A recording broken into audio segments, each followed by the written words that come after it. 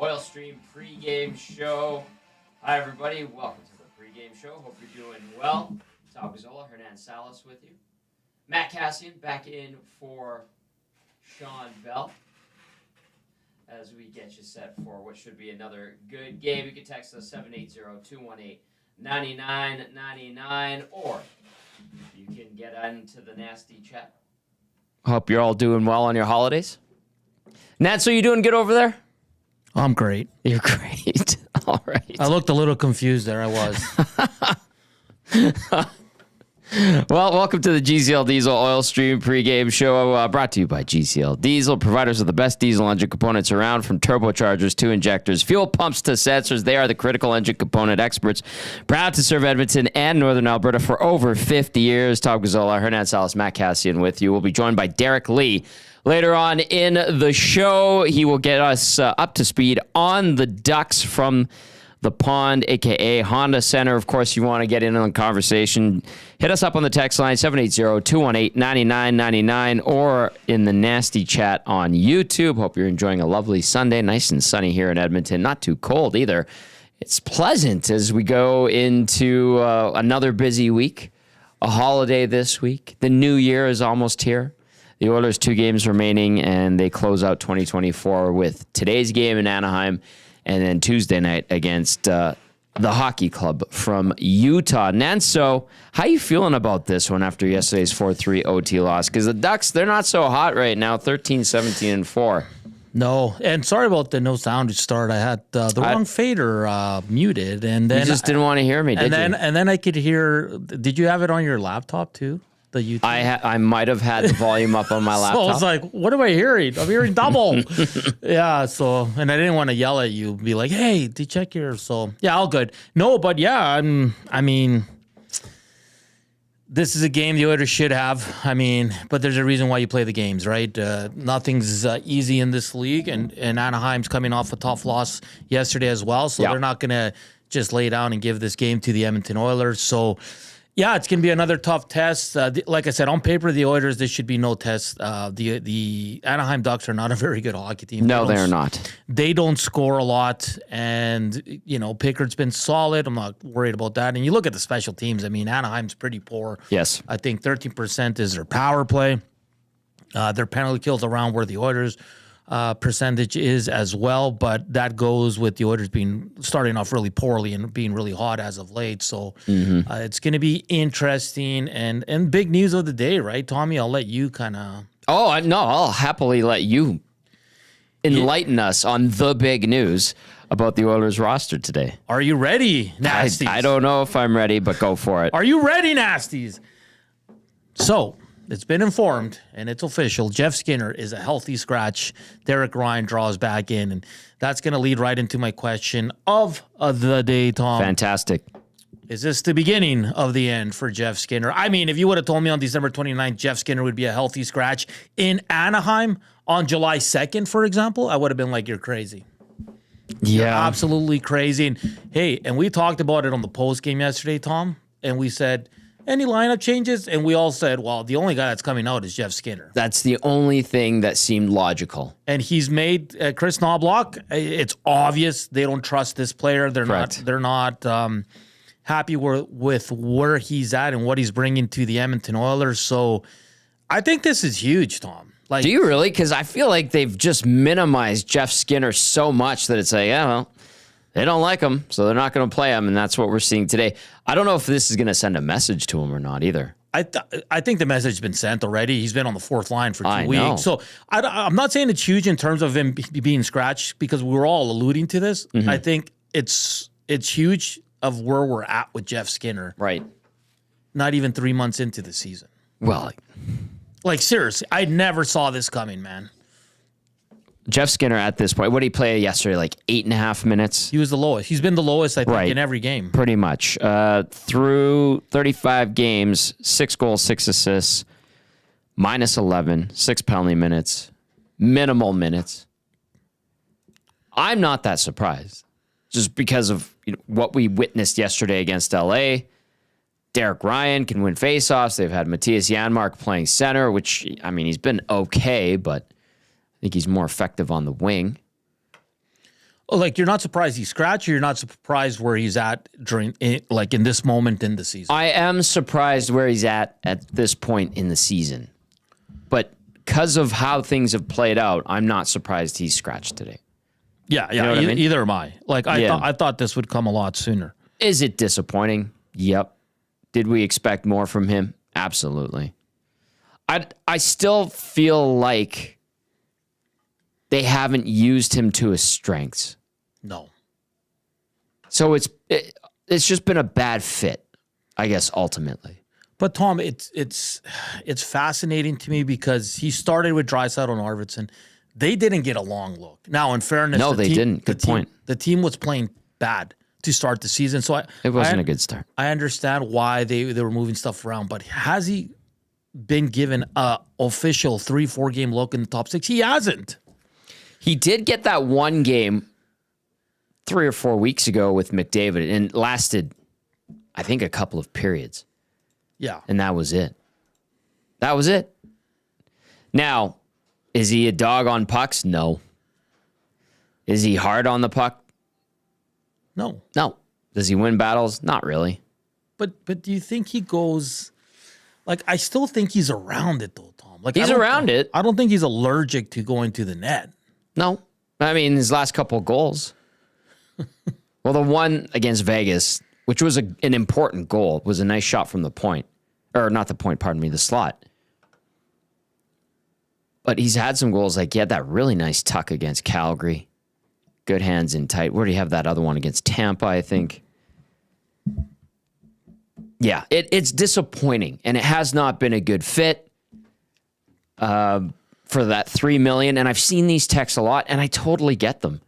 Would you not rather have Dylan Holloway? And the answer is yes, without question. But did we see it going this bad? I don't think anybody really did. Well, it's easy to sit here now and say the Oilers should have kept Fogle and Dylan Holloway and blah, blah, blah. Like, I still What did Fogle do yesterday against the Oilers? I can't remember. He was excellent. Yeah, he was. But I still like Arvidsson. I still think there's something there with Jeff Skinner. I do. I understand why he scratched, guys. I do. But I don't think he's been put in a position to succeed. I don't think he's been given a long leash. So for me, this falls also on the coach. Maybe they're not a fan. Maybe they just... It's pretty obvious. They don't trust him, don't like the way he plays, doesn't mesh well with the other guys, something to that effect. Pretty obvious. So the question of the day is, Hernan, what is it again? Is this the beginning of the end for Jeff Skinner All right. as an Edmonton Oilers? Let's keep in mind, he's the only one that can allow a trade or any movement. So yeah. It's going to be difficult, but... All right. 780-218-9999. Now, on a much more positive note... Sorry to be such a downer, man. Edmonton's won 7 of the last games in Anaheim. They've won 5 straight visits. They've won 7 straight games total against the Ducks. They've gone 10-1 in the last 11 against Anaheim overall.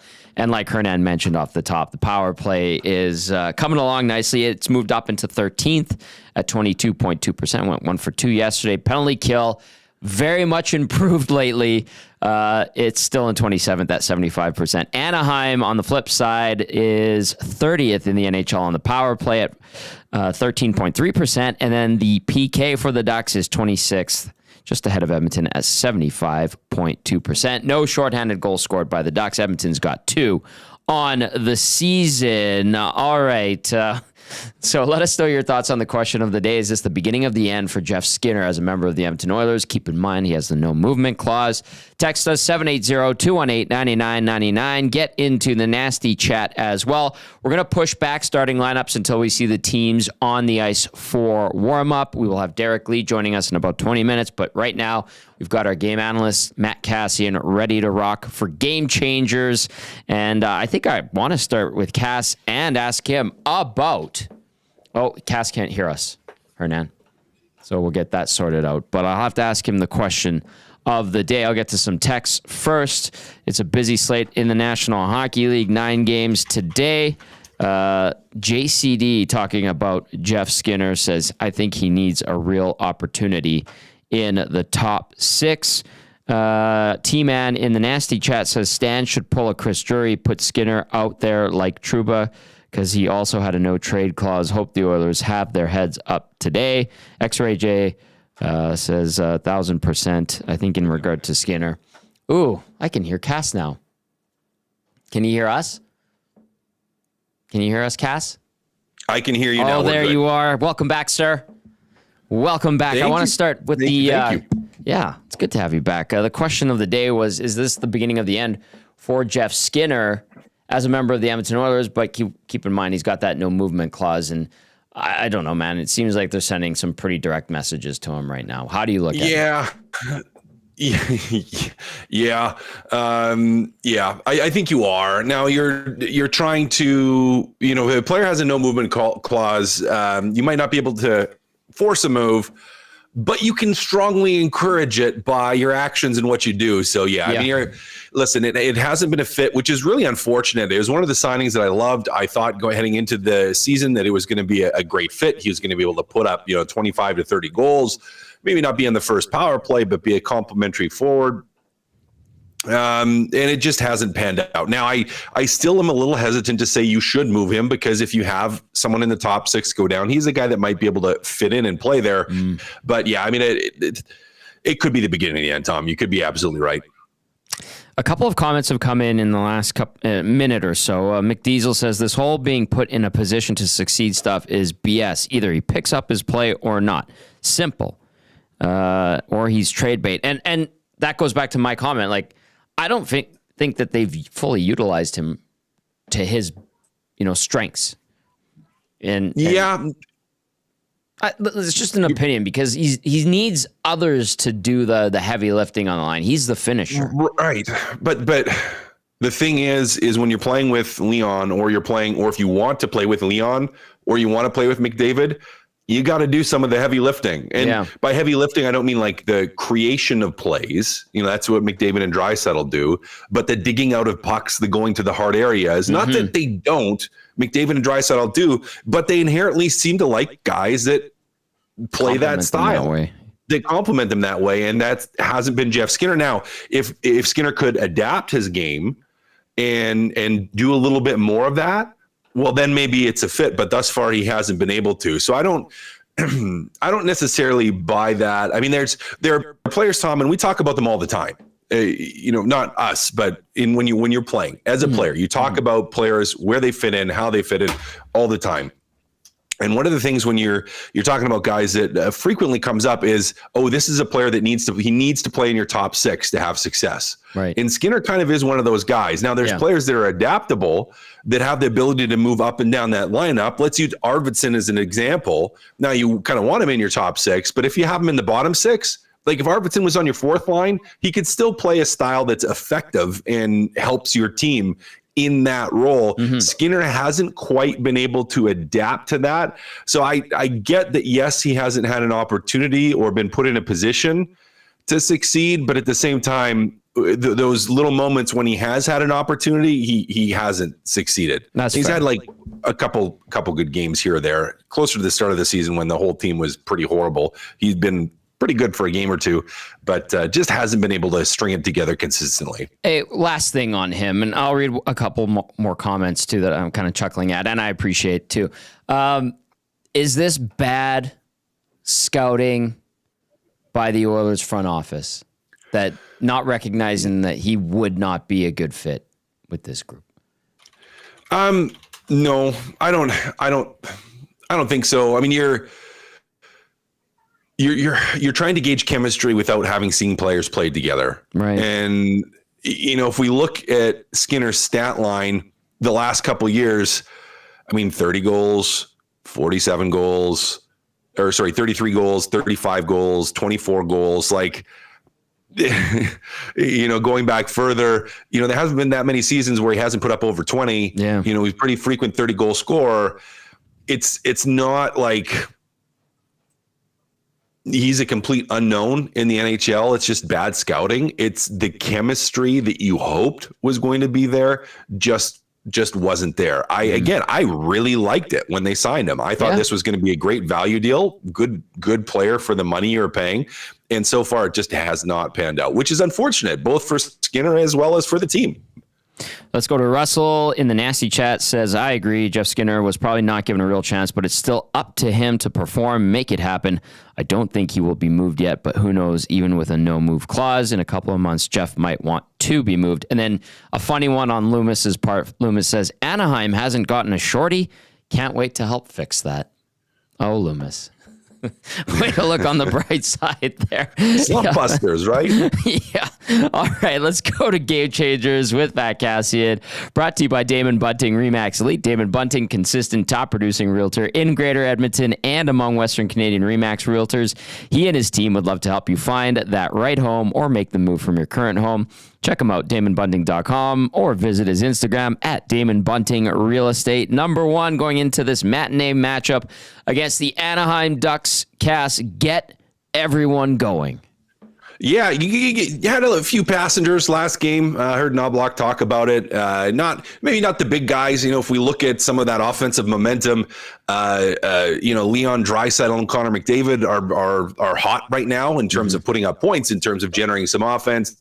Then you've seen guys chip in. They've been playing some pretty good hockey, but there was some sluggish play, to say the least, coming out of the Christmas break, which you understand after a bunch of days off, but getting everyone back on the train again, getting rid of that sloppiness a little bit could be pretty important. So I think a big game after you lose a fairly tight game in overtime against the LA Kings, a game that you really wanted to win. If you had to pick one that you wanted to win between the two of these, you probably wanted to win that LA Kings one a little bit more, but it turns this into a must win.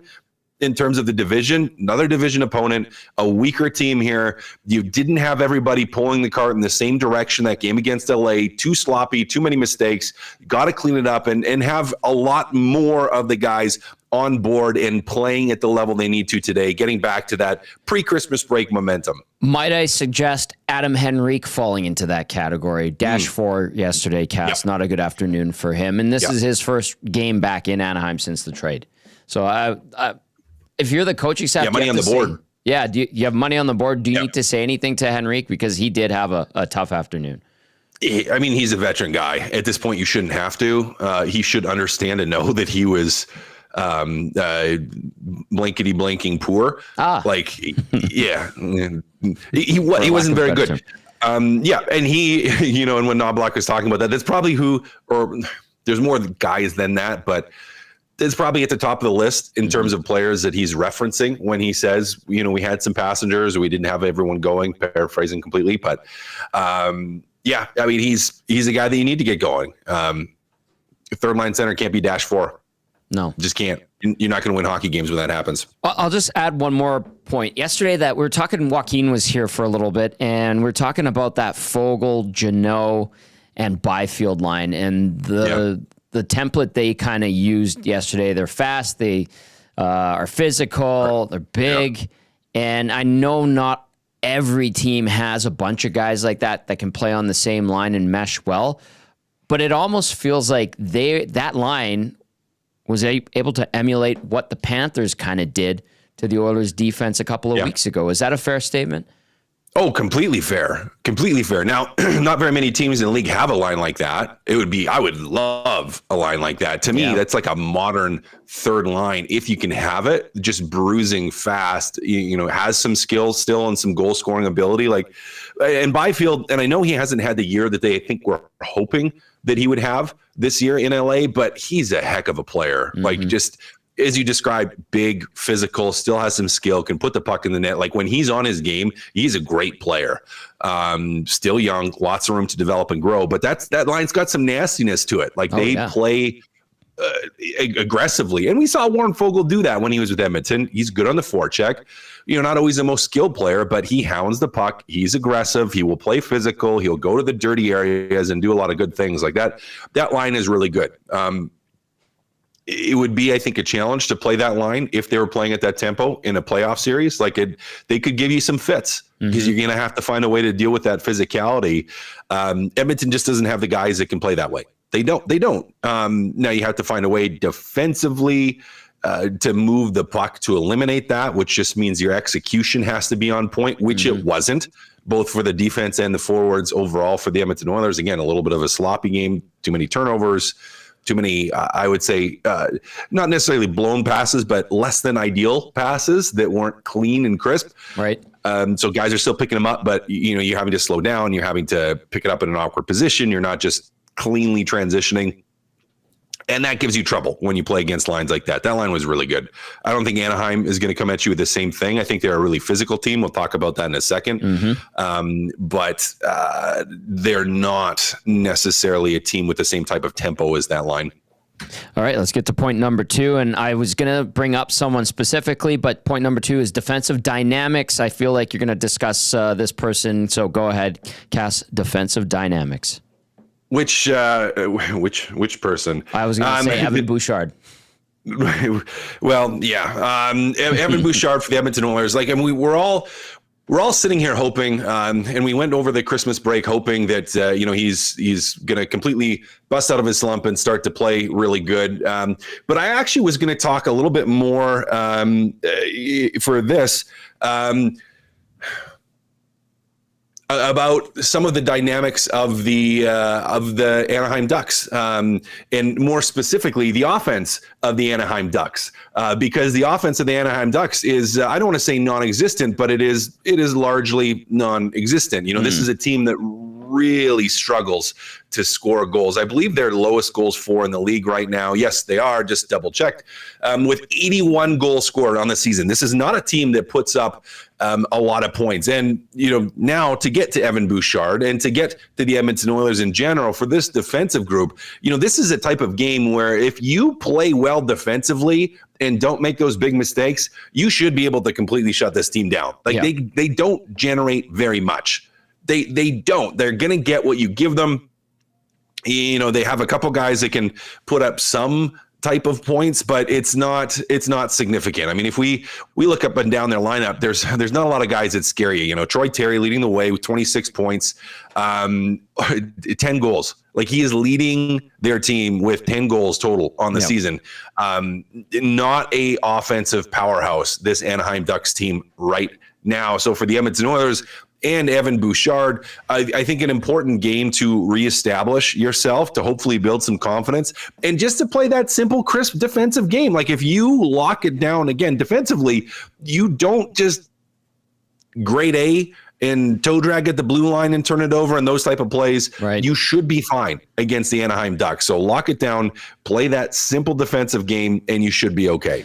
Anaheim averaging 2.38 goals for per game and allowing 3.09. The goals for per game, like Cass alluded to, worst in the National Hockey League. It is Game Changers with our game analyst, Matt Kassian. Game Changers brought to you, as always, by Damon Bunting, Remax Elite. Point number 1 was get everyone going. Point number 2, defensive dynamics.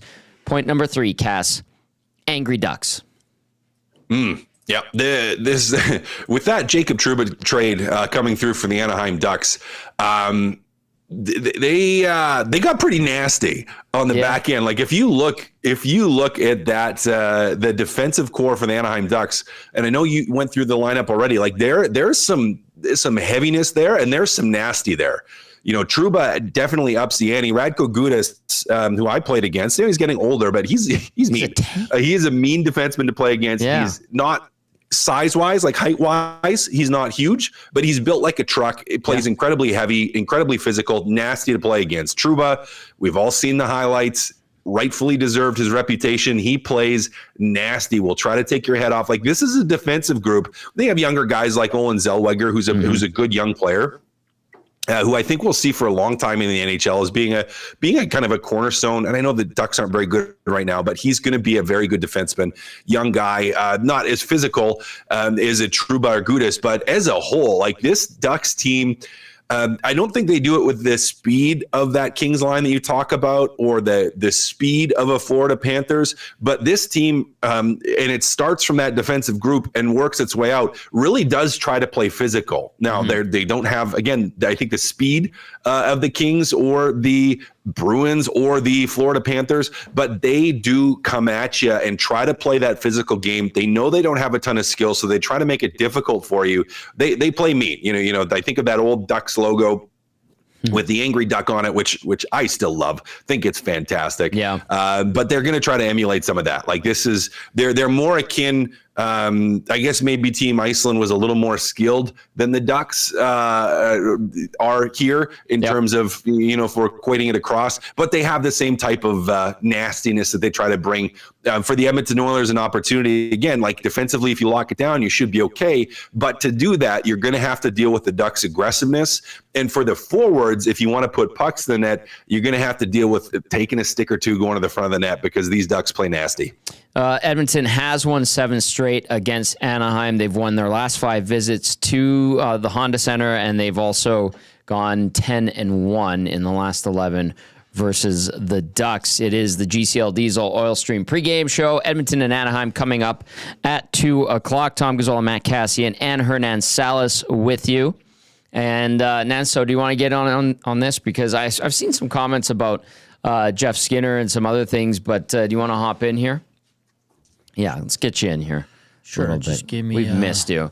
By the way, Cass, while we wait for Hernan, Anaheim, if people haven't noticed this already, I'm sure they've seen it. They've gone super orange. They've really dug into the Orange County motif, and I kind of don't mind it. And you said it, like they brought back the old logo. They kind of buffed it up a little bit. I think what they're doing is the right thing with their look. I get that they're digging in. I don't necessarily love the orange too much.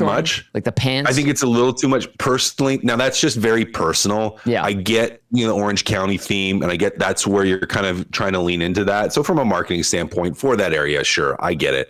I just love the old throwback colors. I know there's a little splash of orange in there, but I do love the old logo, which is why I love, bringing it back a little bit. So I think they're doing some good things. Again, a little too much orange for me personally, but that's completely personal. Nanso, there you are. You're back. What's going on?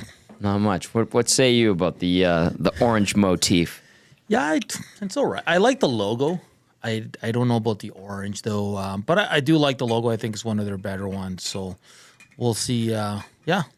No issues. I'm not a big jersey guy. Like, there's not really a jersey that kind of gets to me where it's like, oh my god, that's the worst ever. But I'm not huge into the jerseys. It's funny because the league has been putting out a lot of stuff on its social media, and it's like jerseys throughout the years of every franchise. And they had the Islanders the other day, and I was like, this is awful. Like, they had just some wretched looks. I don't know. Especially since it's such a classic, like their normal jerseys, their classic jersey is a great logo, great jersey. Like the old Islanders stuff is great. But some of those ones that were really horrible with the Islanders, I find they're endearing now, like because of how bad they were. Yeah. Right. Like the fish sticks one, like I'm like, I'm not going to lie. It's so bad. It's good. I have they used it for reverse retro. I have a Jason Strudwick signed reverse retro which is amazing. I managed to finagle off of Struddy. So that one I showed it to you the other day, Cass, when you were over. But that one I'm very proud of. But they have some terrible looks. All right, Cass. Just final point because we have to get to Derek Lee from the Hockey News down at the Honda Center. Any concern if you're the Oilers taking the Ducks too lightly, or do you think they're going to have their heads in the right space? I'm hoping their heads are in the right space with that loss. I know it's an OT loss, you salvage a point, but with that OT loss yesterday, where it's like it's still a division game, you want to continue to try to make up ground, and it's back-to-back games. So I'm really hoping that that's not the case. Now, if you beat LA yesterday, I think I would have a little bit more concern of that. Right. I'm not. I guess right now, pregame heading into it, I'm not feeling that way. All right. Well, we'll see if the Oilers can TCB against the Anaheim Ducks, take care of business like they have in the last few years. It certainly is pointing in that direction going into this one. Cass, great stuff as always. Catch up with you on the postgame show. A hearty salute. Thanks, guys. There you go. Matt Kassian, our game analyst, back and ready to rock and roll. We're going to get Derek Lee on from the Hockey News down at the Honda Center covering the Anaheim Ducks. I've got some texts that have come in. Stanley in YYC, now in YEG, says, hey, boys, meeting some friends at the old watering hole in St. Albert to watch the game. I see 53 is getting the axe today. Don't know how to get him going. Sad to see it isn't working out. Was hopeful it was. Good vibes for today's game. Stanley in St. Albert. I don't think they have an airport code.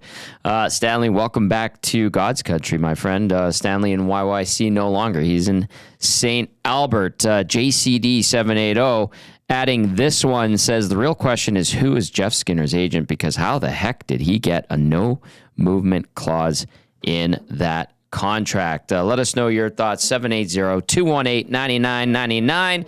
You can get into the nasty chat if you're watching on YouTube, if you're listening on iHeartRadio, TuneIn Radio, of course, EdmontonSportsTalk.com's audio player. Feel free to drop us a text as we get you set for the Oilers and the Ducks. Edmonton going into this one with a 21-11-3 record. The Anaheim Ducks, meanwhile, 13-17-4. It is game number 36 for the Oil. They will close out the 2024 schedule calendar year with a game against Utah Tuesday night. We'll have the pregame show for you. Derek Lee is good to go from the hockey news, joining us from Honda Center. Derek, what's the vibe around there? I know a tough loss yesterday to Philadelphia, and how were the Ducks when they played in that game, in that loss to Philly? You know, it was a pretty tough game, I think, from an offensive standpoint. Well, for both teams, actually, I feel like it was a pretty dull game in terms of offensive creation, especially in the third for the Ducks. It was really tough for them to really generate anything, especially down one goal.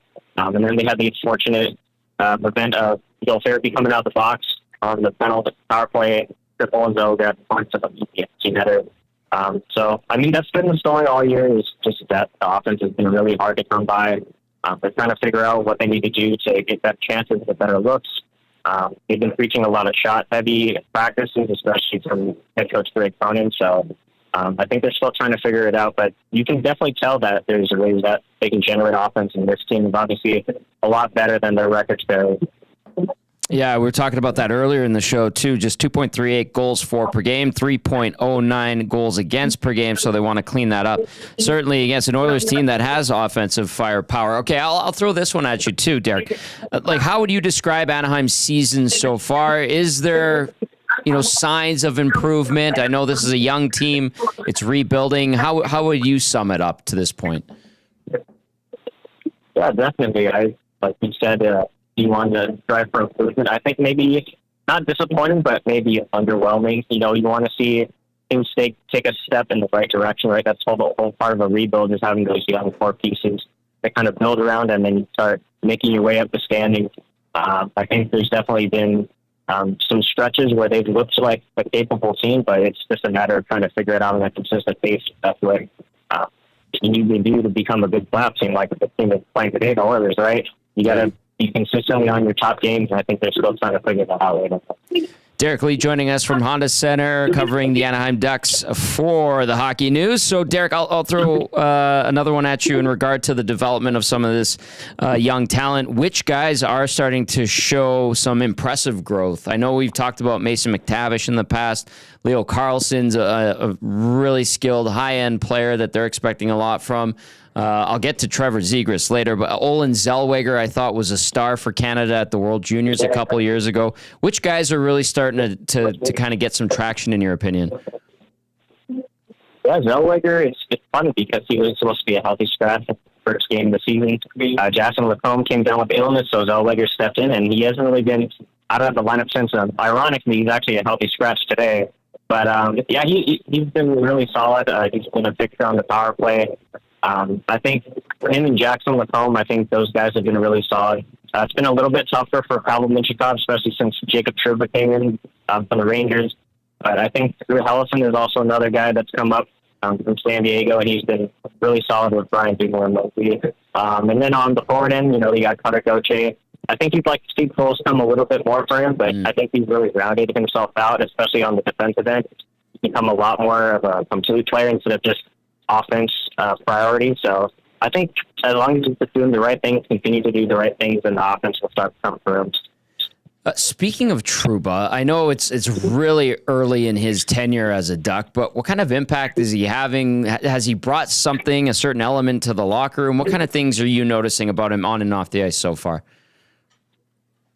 Yeah, when you can add somebody with this type of experience, he was a captain in New York. That's one of the biggest markets in the United States. And to be able to add that to the locker room, I think that says a lot about kind of where Patrick sees the team in terms of ordering, kind of bringing in an impact player Unfortunately, though, because they added him, it's created a bit of a logjam. Like I mentioned before, Minchikov being out, Zellweger is out today. They had Cam Fowler who was looking for more of an opportunity with some of these young guys coming in. So you move him out, that's great. But then you brought in Trouba a week before, so that kind of didn't really fix the logjam maybe. So, I mean, Trouba, by all means, he's not a bad player, right? It's not the issue of him being bad. Right. It's the issue that just his presence is creating a logjam for some of those younger players to get more playing time, and that's the biggest issue. Derek Lee joining us from the Honda Centers. We get you set for the Ducks and the Oilers. I know Trevor Zegras is banged up right now. How would you describe the situation with him and the team? I know there's been some discussion. Could he be moved on from? What's that situation like in your opinion? I think it's a lot better than it was last season. I think there was a lot of, I don't know what you thought, not disagreement, but, they wanted him to become a more complete player. Mm-hmm. And I think he's really embraced that. He's showing that he's worked on his defensive game a lot. I think people were concerned that, because he's working on his defense so much, the offense isn't coming as much anymore. I think he's been one of their better players this season. The point production, maybe it's not there all the time. He had 60-point seasons back-to-back years, and he got hurt last year.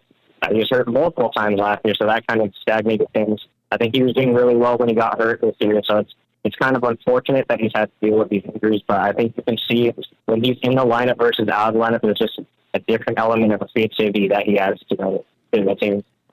All right, Derek, when this team is playing well in Anaheim, what is its identity and does get it some success in the point totals? That's a great question because we haven't seen it on a very consistent basis. Right. But when they're a high pressure team, they play man to man in the defensive zone. They try to get out, and I would like to see them create more odd man rushes. It's really tough when you're just dumping the puck in all the time. Mm-hmm. You're not getting to those recoveries because the whole point of dumping the puck in is forechecking to get it back, and it feels like they've struggled a lot with that. But yeah, when they're pressuring high, they're moving the puck quickly, they're all next. I think that's a good. We talked a lot about the lack of connectivity early on in the season. I think they're trying to figure that out still as we head into the season. But when this team is playing that the way that Greg Bowman wants to play, they can be a solid team. It's just a matter of that out. Well, we'll see if they can bring it today against the Oilers. What kind of game are you anticipating, Derek? Hopefully a good one. It's been a really tough series for the Ducks against the Oilers the last couple of years. They're playing against Calvin Pickard today, and Pickard was fantastic against the last year. So just got to figure things out. And also, Vasco Stahl is starting both games back-to-back because John Gibson's out with illness. So they just got to be as often as possible, I guess, to press up a little bit. Dostal was great in that one game a couple of years ago against the Oilers. Edmonton and fans here remember that big time. Derek, really appreciate your time today. Enjoy the game and have a happy New Year, man. Thanks, Tom. You too. All right, that is Derek Lee from the Hockey News down at the Honda Center. Great to catch up with him. So there you go. I mean, a couple of updates to the lineup. When the Ducks are playing good, they're pressuring, like Derek said. We'll see if they're able to get pressure on the Oilers. I don't know if they're able to do it the way the Kings were, especially that big line with LA yesterday. And then certainly there was that template that the Florida Panthers kind of created against the Oilers a couple of weeks ago, at least this Oilers team this season. And I was a little bit surprised there, Hernan, to hear that the relationship between Zegras and the Ducks is a little bit better. You're surprised? A little bit. Because it seemed like it was going in a direction where maybe they were ready to move on from him. Yeah, it's man, he's he had that one good year. He had some highlight reel goals, but just injuries and inconsistent play. He's fascinating too. Yeah, and they got some good young players like Leo Carlson. He's got a bit of a slump. Mason McTavish hasn't kind of lived up to what we saw in his rookie year as well. I mean, they're still young. But eventually, you got to start taking a step forward, Tommy, and we're not seeing that with this team. Like in terms of rebuilds, yeah, I know we discussed it on with Gager a few weeks ago. Like, which rebuild is kind of really not trending in the right direction. And there's a lot of good options, but Anaheim's definitely got to be up there. Yeah, I agree 100%. All right, let's take a look at starting lineups for this one. Oilers and the Ducks. Starting lineups, of course, brought to you by South Fort Chev. Upgrade your sleigh with South Fort Chevrolet. In the month of December, reserve your 2025 Equinox, Trax, and Traverse now. They won't last long. They've also got 2025 Silverado Customs with payments starting as low as $199 biweekly. See dealer for details at www.southfortchev.com. The updates we have on the Ducks lineup from Derek, who just put him out after finishing his hit with us, is Strome between Vetrano and Terry. Carlson with Killorn and Leeson on his flanks. Mason McTavish with Cutter Gauthier and Robbie Fabry.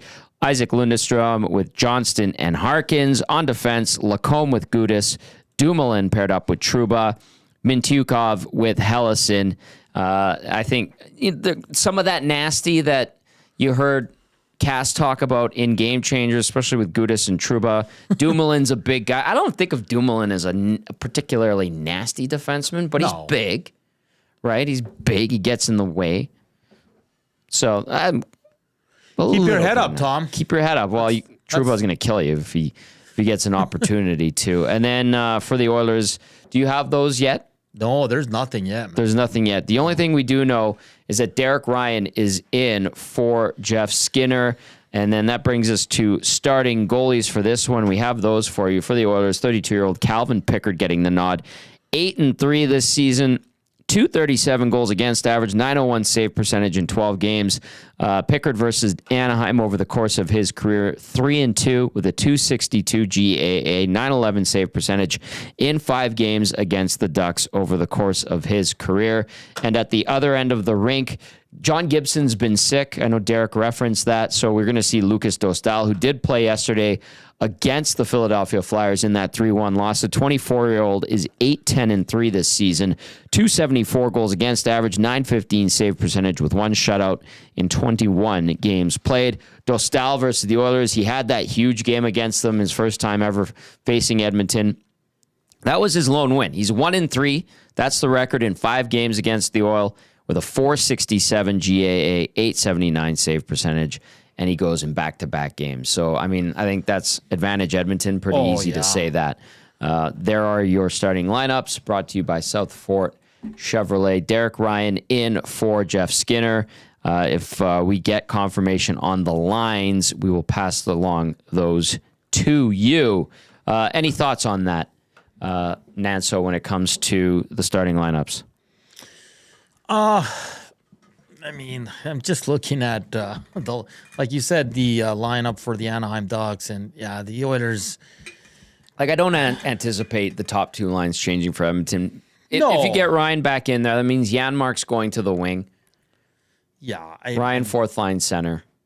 There won't be – it's not going to change a lot. I mean, it is what it is right now. But looking at the Ducks lines, like, I mean, this is – The only way the Oilers, for me, like kind of struggle in this game or lose this game, Tom, it's if they do it to themselves. They do it to themselves. Yeah. The details are not there. They take this team lightly because from what I'm looking at right now, it's not a strong lineup. The Oilers should be angry on what happened in yesterday's game. But, I'm surprised that we don't have Oiler lines yet. It's, we're 16 minutes away.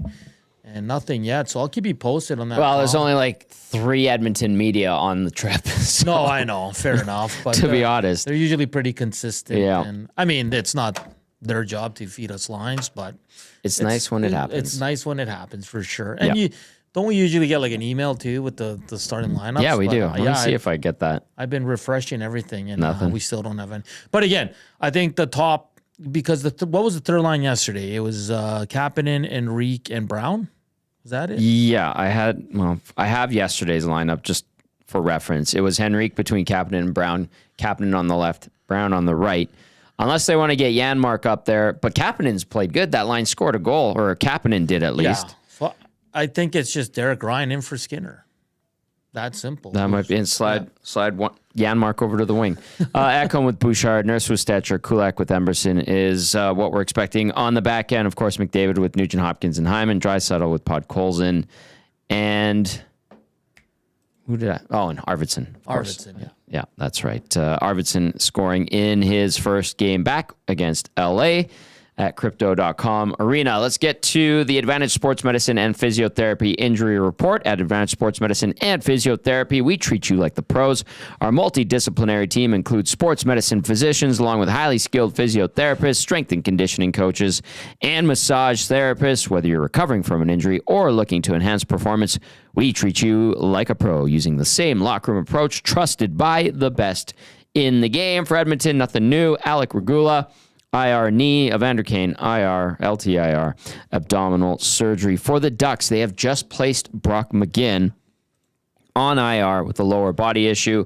Trevor Zegras is also on IR with a torn meniscus. And there is your Advantage Sports Medicine and Physiotherapy Injury Report. Share your thoughts on today's game. How you feeling going into it? Do you have a lot of concerns after yesterday's loss in overtime to the LA Kings? Text us 780-218-9999. Get into the nasty chat as well. I did see a couple of texts come in, Nanso, that I kind of wanted to read off. Corey B getting in there says, as a big Pod Colson supporter, this Skinner deployment is getting ridiculous. Put Skinner on the second line and give him some opportunity. T-Rev getting in on the action says, hi, gents. Goodbye, Jay Skins. I really want it to work out, or really wanted it to work out. Can we convince him to move away and get a Bugstad-like player? I think that would, if you could pull that off, T-Rev, that would be amazing. It's, you think, like, because Skinner can't be happy. No. I don't think he's been terrible. I don't think he's been terrible defensively. He's been incredibly ineffective. Yes, but to be on the fourth line, behind guys that don't produce. Sure, they work hard. I don't think this is a work hard issue with Jeff Skinner. I don't know. Maybe sometimes, and coaches have players that they're just not high on. They're just not their kind of player. Sure, and it feels that does happen. Feels like this is one of them for sure. So I look at Jeff Skinner. Yeah, no movement. He's never played in the playoffs. This team's going to the playoffs, guys. Yep. So for me, it's kind of like, well, does he want to just tough it out and kind of hopefully work his way back and earn the coaching staff's trust? Or is he like, okay, just move you to another playoff team because here it's not working out? I think it's more so the second one there. Yeah. Yeah. Like, the ball's in his court. Like, he can ask for a move. I mean, I don't know how much value there is in Jeff Skinner right now. I mean, it's a one-year deal. It's not a lot of money. And you got to be realistic, Oiler fans, too. Like, it's got to be a player of similar money coming back. Money in, money out. Not Kreider. Yeah, that would be that would be something. Well, though. Tom, if you move Skinner, do you really need another forward right now? Because you can. Well, everybody wants Noah Phillip wants him up, and he can rotate with Derek Ryan.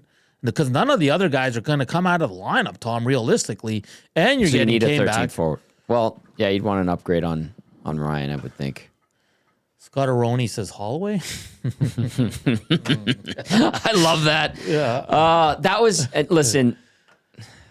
I know we do revisionist history every time with this, and it stings, especially watching Holloway score the hat trick the other night.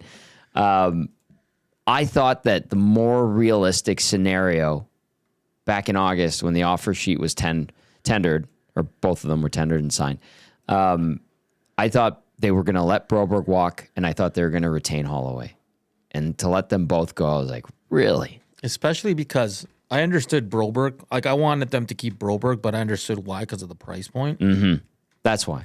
But the price point for Holloway wasn't that much. No. Like, I was a little blown away by that. And, yeah, it sucks. But, I mean, I think, Tom, and I know you're bringing it up for the case of our argument here. But, I mean, he's not coming back. Good for him. He's playing great in St. Louis. And it's can't keep, lamenting what happened there. So, but Jeff Skinner, man, like, this is gonna be cool to watch, man. Well, I shouldn't say cool, interesting to watch. It's gonna play out interestingly for sure. All right, let's get to Kamloops, Jay. I feel like this was a talk to text bear with me here.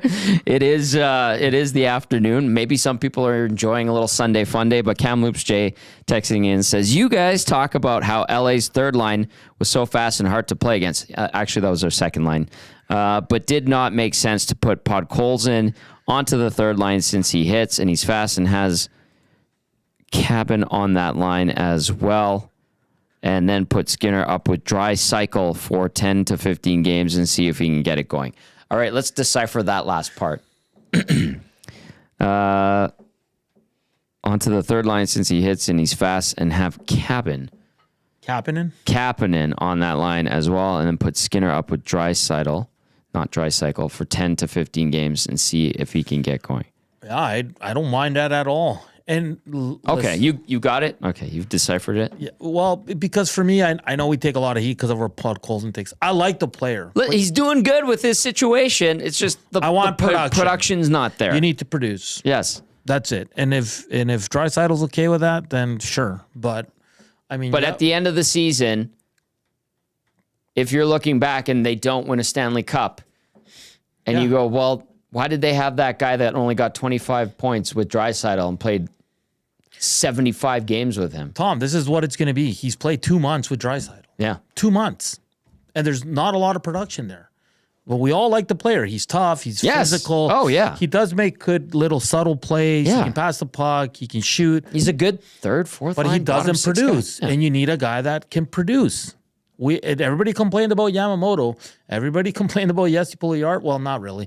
But Yamamoto being on that line and not producing. And there's been a bunch of other players on Draisaitl's wings that haven't produced. And we've all been hard. I include myself in that as well. Sure. So why does Podkolzin get a pass? And don't tell me Draisaitl likes playing with him. Draisaitl's not the coach. Sorry. And like Tommy says, in the playoffs, if that line lets you down because they can't produce, what are we all going to be sitting here and saying? Told you so.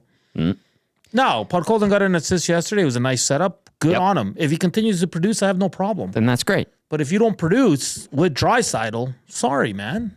Yeah. I think that's the point. It's not like slagging him or saying he's not good enough. It's just you got to put up numbers when you're playing with a guy like that. And the Hawk says the difference is he hits. Well, hits don't win you games. Goals do. Yeah. That is fair. I get it, though. But I'd want somebody who brings a physical edge and can get pucks to Draisaitl that can also finish. Oh, that'd be the best. That would be lovely. That's best case scenario, right? So, that would be better case scenario. So, and that's why I think if you move on from Jeff Skinner, I don't necessarily think you need a top 6 guy coming back. Because you're pretty much set. But here's the other thing: we're forgetting about Evander Kane. Yeah, exactly. That's your deadline forward. I know fans are going to come at me. But Evander Kane is going to be your deadline addition, and that's a hell of an addition in my opinion. Up front, if he's completely healthy, yes. Okay. On defense, they need to bolster. We know that. You can bring him up, and you can bring Noah Philp, who's getting excellent reviews down in the minors, and everybody thinks he should be here, and he can probably play over Derek Ryan. Sure. So then you have 2 guys that are ready to go, Tommy. So you necessarily don't need it. You can get a pick back. Cheaper player, a 13th forward that you can save some money on. That is true.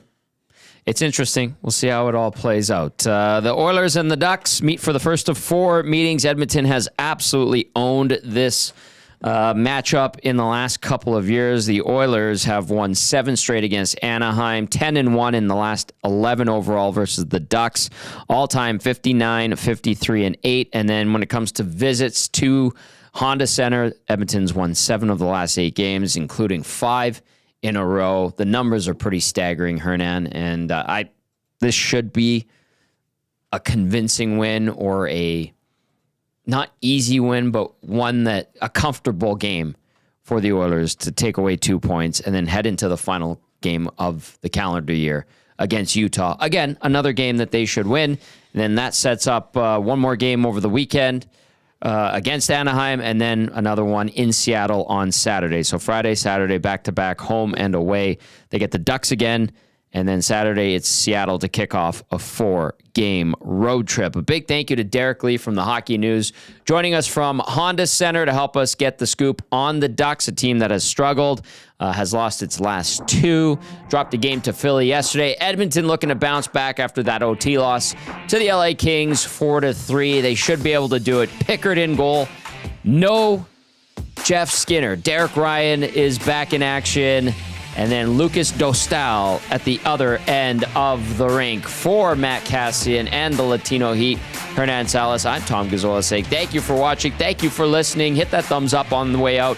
We appreciate you. We will talk to you after the Oilers and the Ducks. Ciao for now.